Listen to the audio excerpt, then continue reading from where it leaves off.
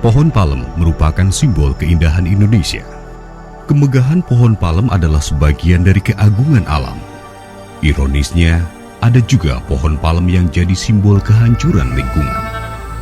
Sebagian besar lahan dikonversi menjadi perkebunan kelapa sawit. Industri kelapa sawit telah memberi manfaat ekonomi yang besar, akan tetapi juga membawa kerusakan lingkungan dan kepunahan satwa liar. Konversi hutan secara tidak berkelanjutan menjadi masalah kritis dan serius.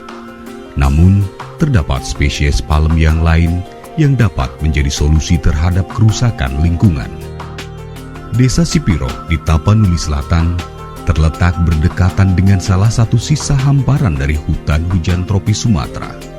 Hutan Batang Toru, bagian dari pegunungan Bukit Barisan, yang merupakan tulang punggung Sumatera.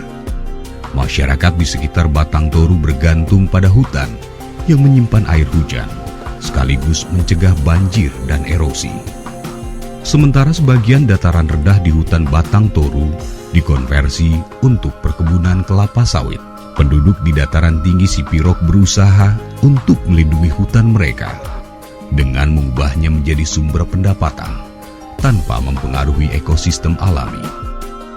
Rencana mereka adalah mengubah tradisi yang sudah berabad-abad menjadi suatu industri modern, yaitu industri gula aren.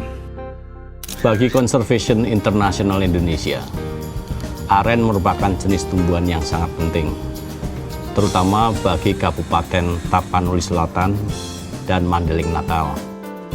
Gula aren diproduksi di seluruh Asia Tenggara. Palem aren berukuran sedang bisa tumbuh sampai 20 meter. Meskipun mirip dengan spesies palem lainnya, aren memiliki beberapa karakteristik yang luar biasa. Air nira yang dihasilkan mengandung hingga 20% gula. Gula ini sangat sesuai untuk dikonsumsi atau dapat dikonversi menjadi bahan bakar bio. Dari semua tanaman perkebunan, pohon aren adalah konverter yang paling efisien dari sinar matahari menjadi energi baru yang sangat bermanfaat.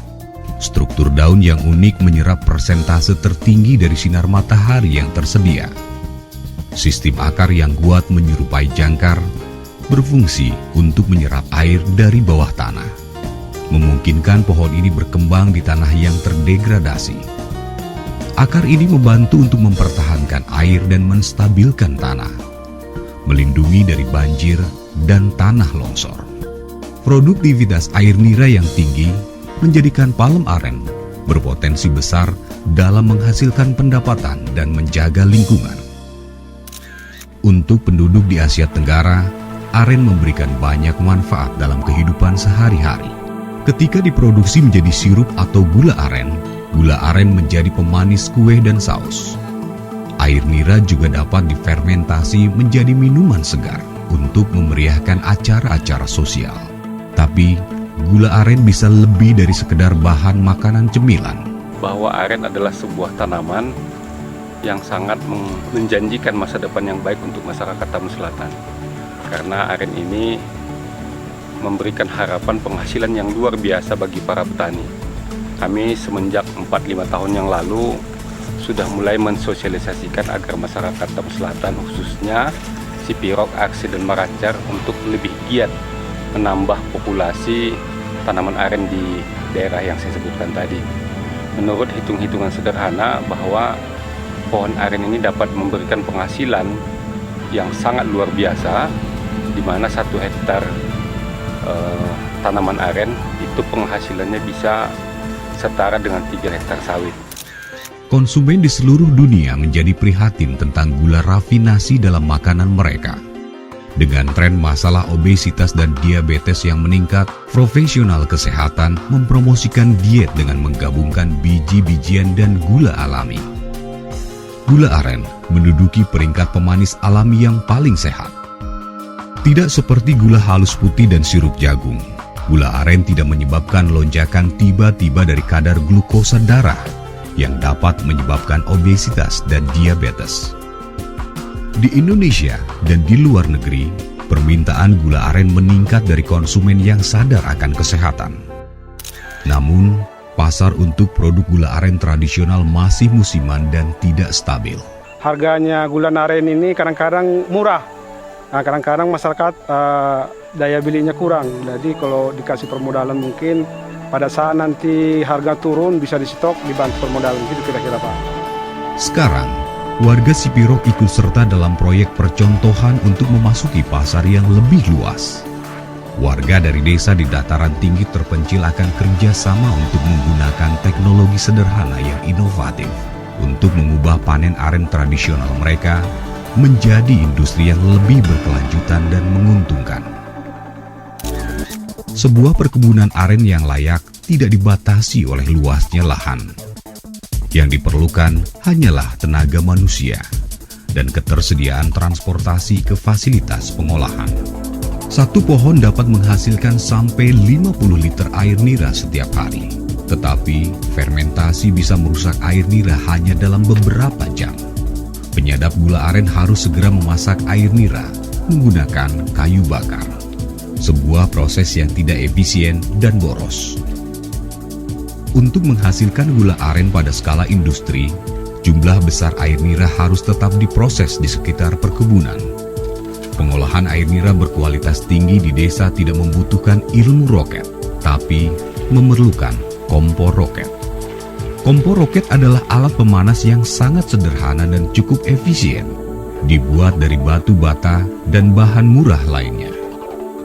Penggunaan kompor roket penting untuk menghindari fermentasi dan memungkinkan air nira dapat diangkut ke pabrik pengolahan gula yang jauh, yang sebagian dapat digerakkan oleh tenaga geotermal atau pembangkit panas bumi. Kompor roket dikembangkan di Sulawesi Utara, sebuah daerah di Indonesia yang kaya akan gula aren. Sekelompok petani aren telah melakukan perjalanan ke Sipiro untuk membagi pengetahuan teknologi sederhana dan efektif untuk rekan-rekan mereka di Sumatera. Jadi roket stove ini dibangun bertujuan agar supaya di petani dapat membentuk satu kelompok. Karena dengan bekerja berkelompok, di petani ini dapat lebih meringankan pekerjaan yang ada di tingkat petani itu sendiri.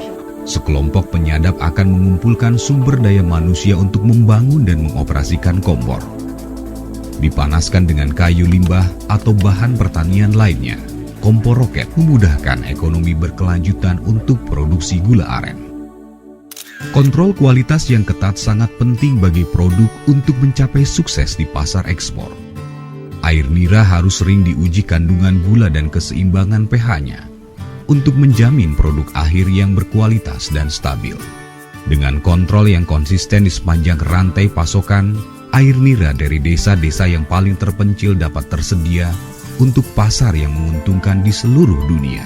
Jadi setidaknya ada produk selain dari gula cetak yang ada sekarang. Istilahnya sebisa mungkin ada pihak-pihak yang bisa mengembangkan ke gula semut. Istilahnya kalau sekarang lagi tren ya kan, gula semut. Jadi istilahnya produksi gula semut dari petani bisa dipasarkan karena harganya pun dia jauh lebih tinggi dari harga gula cetak. Bahan kuliner ini bukan satu-satunya potensi komoditas ekspor aren. Buah aren juga dapat diolah menjadi kolang-kaling, suatu makanan kecil yang populer. Bagian yang berserat dan hitam dari batang aren disebut ijuk, yang dapat digunakan untuk memproduksi tali dan perabotan rumah tangga seperti sapu. Batangnya dapat dibentuk menjadi benda-benda dekoratif untuk lantai dan mebel yang memiliki motif alami dengan keindahan luar biasa dan tahan lama. Pohon aren dapat ditanam di antara pohon-pohon lain di hutan alam. Pohon aren tidak perlu banyak perawatan selama masa pertumbuhan dan tidak membutuhkan pupuk atau bahan pestisida. Sesudah 7 tahun, pohon aren siap untuk disadap. Untuk memastikan produksi tetap stabil, aren harus disadap setiap hari. Hanya dibutuhkan peralatan yang sederhana untuk menyadap. Tangga tidak selalu diperlukan. Agar air nira dapat mengalir dengan baik, tandan bunga perlu disiapkan. Menggoyangkan tandan dapat membantu aliran air nira.